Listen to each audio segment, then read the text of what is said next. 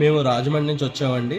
యూట్యూబ్‌లో, ఇన్‌స్టాగ్రామ్‌లో ఈ ఆలయం యొక్క ప్రాముఖ్యత తెలుసుకొని, అందులో నవజనార్దన ఆలయాల్లో ఇది ఒక ప్రముఖమైన ఆలయము. ఇది ఆలమూరు మండలంలో ఉంది. ఈ ఆలయ విశిష్టత గురించి అందరూ చెప్పబట్టి ఇక్కడికి వచ్చాము. ఇక్కడ ప్రత్యేకత ఏంటంటే 4 శనివారాలు 4 ప్రదక్షిణలు చేసుకుంటే అందరికీ నమ్మిన కోరికలు నెరవేరుతాయనే నమ్మకం కలిగింది. అది ఆ యూట్యూబ్‌ల ద్వారా వాటిల ద్వారా వినడం వల్ల మేము ఇక్కడికి రావడం జరిగింది.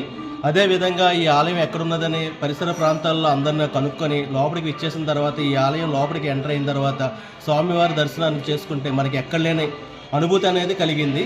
ఈ అనుభూతి ద్వారా మనం ఏంటంటే ఎంతో కొంత భక్తి భావంలో మనకు తోచిన అనుభూతి అయితే ప్రత్యేకంగా కలిగింది నాకు. ఈ ఆలయంలో ఈ నెల ముక్కోటి ఏకాదశి నాడు కూడా ప్రత్యేక ఏర్పాట్లు చేయడం జరిగింది.